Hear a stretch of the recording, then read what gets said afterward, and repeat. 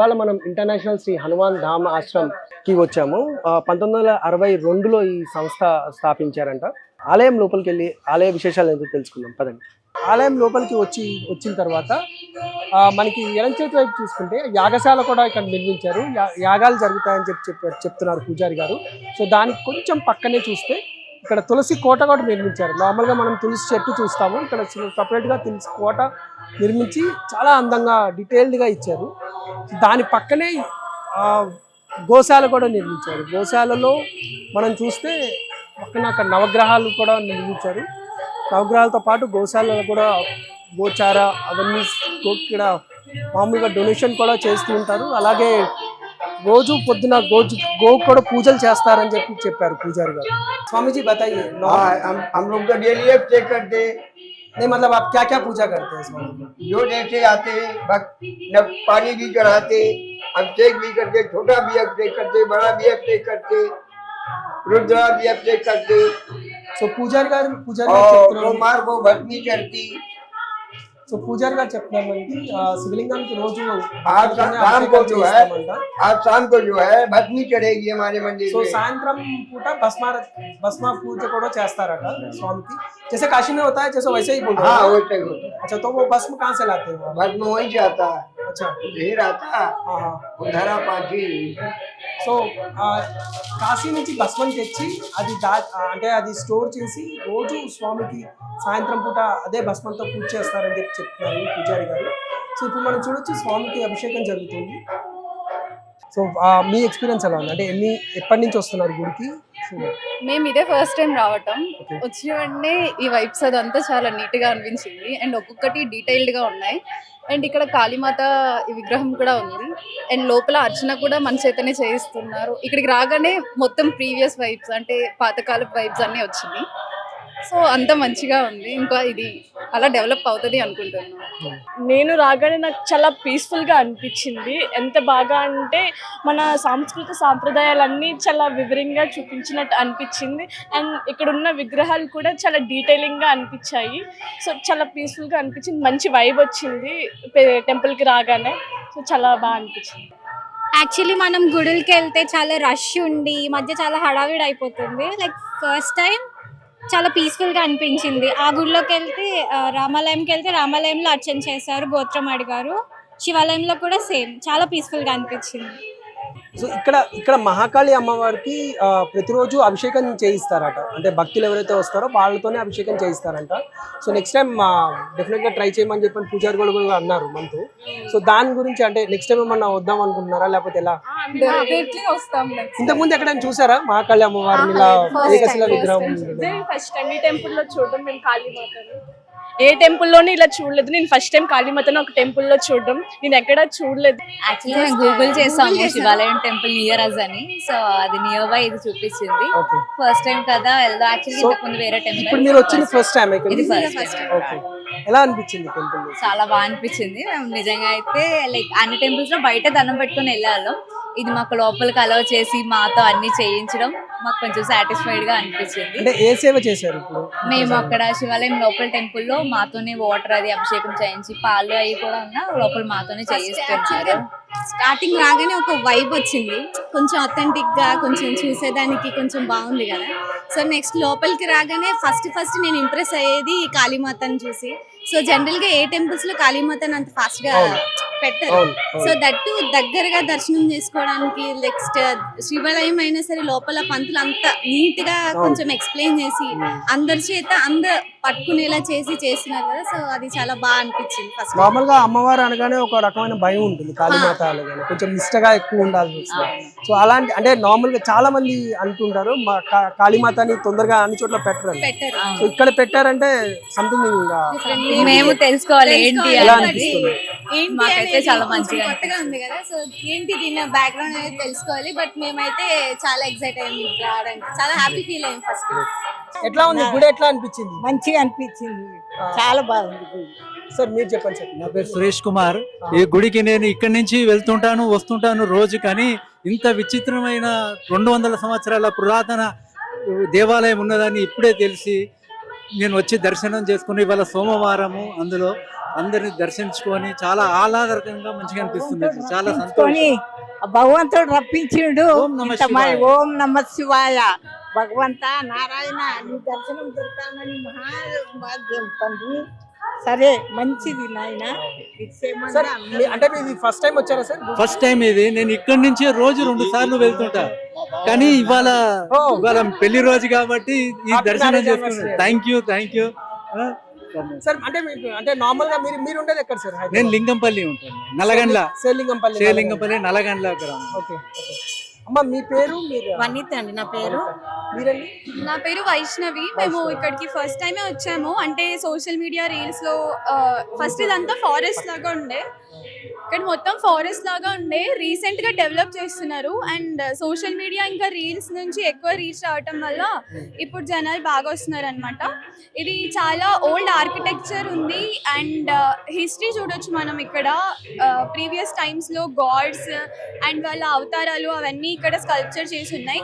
కాళీమాత ఉంది. మెయిన్ గా అయితే శివుడు పార్వతి టెంపుల్. ఇక్కడ గణేశుడు ఉన్నారు, ఆంజనేయ స్వామి ఉన్నారు, నవగ్రహాలు అన్నీ ఉన్నాయి. బేసికలీ ఇక్కడ చాలా ఓల్డ్ కల్చర్ చూడొచ్చు అనమాట. It's a very good experience. Bhadrakali అమ్మవారు మనం అన్ని చోట్ల చూడము.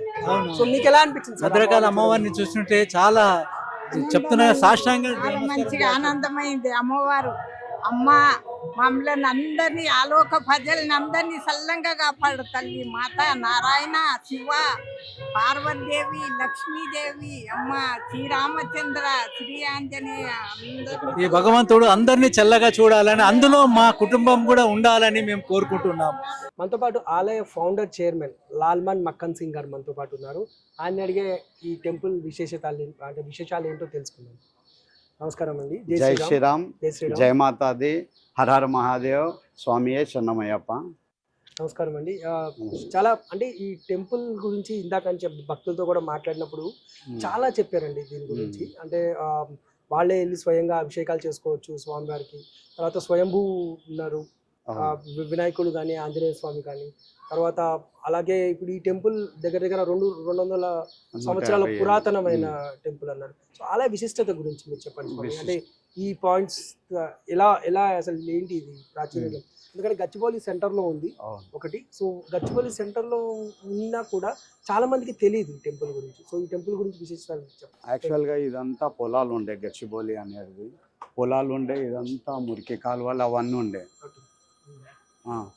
అయితే ఈ మొత్తం బండరాయి ఉండే ఇక్కడ. ఆ బండరాయి పగలు కొట్టేటప్పుడు ఆ బండరాయిలకించి దేవుళ్ళు కనిపించారు అనమాట. కనిపిస్తే ఆ రాయిని అట్లనే వదిలేసారు ఒకప్పుడు. అంటే 150 ఏళ్ళ కింద చెప్పిన రాళ్ళు విగ్రహాలు ఏవైతే ఉన్నాయో అవి ఇప్పుడు ఉన్న స్వయంభూ వినాయకుడు, ఆంజనేయ స్వామి రాయి పగలు కొడుతుంటే ఆ రాయిలో కనబడ్డారు అనమాట. కనబడితే ఆ రాయిని, ఆ ముంగట రాయిని తీసేసి ఆ రాయిని, దేవుళ్ళు ఉన్న రాయిని అట్లనే వదిలేసి ఆ 150 ఏళ్ళ కింద నుంచి ఖాళీ సింధూరం రాయడం, సంవత్సరానికి ఒకసారి హనుమాన్ జయంతి రోజు హనుమాన్ చాలీసా పారాయణం చేయడం, ప్రసాదం పంచడము, లైట్ పెట్టడం. ఒకప్పుడు లైట్లు కూడా లేకుండే ఇక్కడ. మీ తాత ముత్తాతలప్పుడు ఇలా అలా జరిగేది. ఇక అక్కడ జరిగేటప్పుడు మా ఫాదర్ తోటి నేను కూడా రావడము, అందులో ఇక నాకు కూడా భక్తి ఉండడం, ఇక భగవంతునికి మళ్ళీ గుడి కట్టుకోవాలని, ఆయనకు మళ్ళీ నేనంటే ఇష్టమో మళ్ళీ ఏందో నాకు తెలియదు. కానీ ఇక మా తాతలు, మా తండ్రి చేసిన, మా అమ్మ నాయన చేసిన అది అనుగ్రహమా, వాళ్ళ ఆశీర్వాదమా, అట్లా నాకు కలిగి వచ్చింది అనమాట. కలిగి రావడంలో ఇక అప్పటి నుంచి నేను చిన్నగా ఉన్నప్పటి నుంచి 9 ఏళ్ళు ఉన్నప్పటి నుంచి దేవునికి సేవలు, పూజలు, డెవలప్మెంటు, మెయింటెనెన్స్ అన్నీ ఇక్కడనే ఉండి చేసుకుంటున్నాను అనమాట.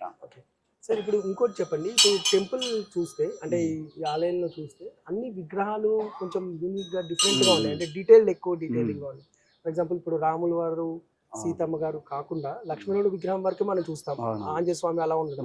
కానీ కూడా మీరు ఊర్మిళాదేవిని కూడా పైన చూశాను, విగ్రహం చూశాను అమ్మవారిది కూడా. అయితే ఈ టెంపుల్ చరిత్ర చూసుకుంటే యాక్చువల్గా ఒక బండరాయి ఉండే కదా, బండరాయి మీదనే వినాయకుడు, ఆంజనేయ స్వామి ఉండే.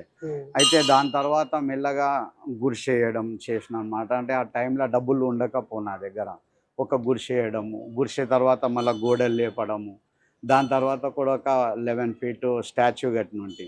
తర్వాత ఇక భగవంతుడు అనుగ్రహం వల్ల కొద్దిగా ప్రాపర్టీస్ అవి అమ్మేసేసి మెల్లమెల్లగా అదంతా తీసేసి మళ్ళీ గుడి ప్లానింగ్ చేసి, అయితే ఈ గుడి ఎలా అంటే ఎక్కడ లేని విధంగా ఉండాలి అనే ఆలోచనతోటి రథం టైప్లో ఉండాలి. అంటే ఊరేగింపు రథం ఉంటుంది కదా, అన్ని యుద్ధ రథం ఉంటుంది, అవును, ఊరేగింపు అలానే ఉంది. ఆ, పైన యుద్ధ గోపురం- రథాలు వేరేగా ఉంటాయి, ఊరేగింపు రథాలు వేరేగా అవును, ఉంటాయి. అవును. అయితే ఊరేగింపు రథం లాగా ఉండాలి మన వినాయకుడు ఆంజనేయ స్వామి ఊరేగింపు తీసుకుపోయేటట్టు ఉండాలి అని ప్లానింగ్ తోటి అప్పుడు స్టార్ట్ చేసినాం అనమాట. ఇక మెల్లమెల్లగా స్టార్ట్ చేయడంలో దగ్గర దగ్గర ఇప్పుడు ఈ వర్క్ జరగడము 20 years నుంచి వర్క్ జరుగుతుంది. దేవుని ముట్టనిస్తలేరు. ఇక పాలు అవన్నీ తెచ్చినా కానీ ఇక్కడ వేస్తే అక్కడ దేవుని మీద పడతాయో పడవో తెలియదు. అవును, అవును. అయితే కొద్దిగా బాధ అనిపించింది అనమాట. అయితే నాకు బాధ అనిపించడము అది మంచి కోరక అనుకున్నా నేను. అయితే ఆ బాధ వేరే భక్తులకు రావద్దు, మనకి భగవంతుడు అవకాశం ఇచ్చిండు కాబట్టేసి మనము భక్తులకు ఈ సౌకర్యం ఇవ్వాలి, అందరికీ దేవుణ్ణి ముట్టుకునే సౌకర్యము, వాళ్ళ చేతులతోటి అభిషేకం చేయడము, ఇవన్నీ సౌకర్యం ఇవ్వాలని ఒక ఆలోచన వచ్చిందనమాట నాకు. ఆలోచనతోటి ఇలా ప్రతి ఒక్కరితోటి ఆరతి ఇవ్వడము, వాళ్ళ చేతితోటి అభిషేకాలు చేపియడము, ఇవన్నీ అప్పటి నుంచే చేస్తున్నాను అనమాట నేను. చిన్నగా ఉన్నప్పటి నుంచి. అప్పుడు శివలింగం లేకుండే, సిమెంట్తో శివలింగం కట్టినట్టు. అప్పటి నుంచి నేను అభిషేకాలు చేసుకుంటా. ఇక ఫస్ట్ టైం కాశీ విశ్వనాథ్ దర్శనానికి వారణాసి బనారస్ వెళ్ళిన అనమాట. అయితే సిమెంట్ లింగంతో చాలామంది ఆ టైంలో చెయ్యొద్దు అభిషేకాలు అని చెప్పడంలో ఇక నాకు కాశీ పోవడము, అంటే 12 జ్యోతిర్లింగాలు దర్శనం చేయాలనే సంకల్పంతో తర్వాత కాశీ కూడా పోవడం జరిగితే అక్కడ నాకు అనిపించింది, శివుణ్ణి దర్శించగానే శివుణ్ణి కాశీ నుంచి మన గచ్చిబౌలికి తీసుకెళ్ళాలి అని ఒక భక్తితోటి శివలింగం, పానగొట్టం, నంది 3 అన్నమాట సెట్. తాళ్ళతోటి గడ్డి వేసి తాళ్ళతోటి కట్టి ఒక్కొనే ట్రైన్ నాది బ్యాక్ అయిపోయింది అనమాట. అంటే ట్రైన్ వెళ్ళిపోయింది, నేను రిజర్వేషన్ చేసింది. తర్వాత జనరల్ టికెట్ తీసుకొని తాళ్ళతోటి ఆటోల రిక్షాల తీసుకొచ్చి తర్వాత మళ్ళీ ఆ నుంచి ఒక స్టేషన్ నుంచి శివలింగం కాశీ నుంచి తీసుకొచ్చింది అనమాట. మళ్ళీ తాళ్ళతోటి కట్టి ఒక స్టేషన్ నుంచి ఇంకో స్టేషన్ తీసుకుపోయి లాక్కుంటా ఒక భోగిలో ఒక సైడ్ డోర్ బంద్ చేసి ఆ శివలింగము, పానగొట్టం, నంది అక్కడ పెట్టేసి తర్వాత సికింద్రాబాద్ వరకు రావడం జరిగింది. సికింద్రాబాద్ వచ్చిన తర్వాత అక్కడ శివలింగం కిందికి దింపంగానే ఇక టీటీ వాళ్ళు ఉంటారు కదా, వాళ్ళు వచ్చేసి అక్కడ ఇదేమిటి అని అడగడం జరిగింది. అడిగితే ఇట్లా శివలింగం కాశీ నుంచి తెచ్చి ఇట్లా ప్రతిష్ఠించాలి గుళ్ళో అని చెప్తే వాళ్ళు ఒప్పుకోలేరు అనమాట. ఎందుకు ఒప్పుకుంటలేరు, శివలింగమే కదా, నేనేం స్మగ్లింగ్ చేస్తలేను కదా అని చెప్పడం జరిగింది అనమాట.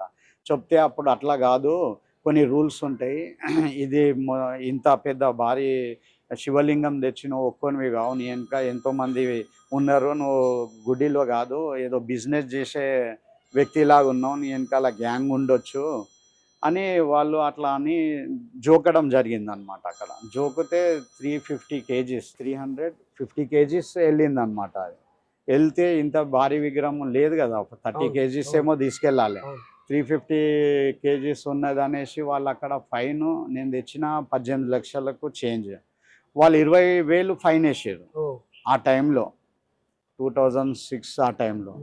మళ్ళా ఆ టైంలో ముందే నా డబ్బులు లేవు, ఇక అట్లా ఇట్లా చేసి వాళ్ళని వీళ్ళని అడిగి మళ్ళా 20,000 అక్కడ కట్టి మళ్ళీ తీసుకొచ్చి తెల్లారి శివలింగం తీసుకొచ్చి మళ్ళా ప్రతిష్ఠించడం జరిగింది. ఇందాక పూజారి గారితో మాట్లాడుతున్నప్పుడు పూజారి గారు అంటున్నారు, అంటే కాశీ నుంచి వచ్చిన భస్మంతోనే మేము ఇక్కడ సాయంత్రం సోమవారం రోజు ప్రతి సోమవారము 11 o'clock భస్మారతి అయితే రాత్రి 11 o'clock, అంటే 9:30 నుంచి స్టార్ట్ అవుతుంది.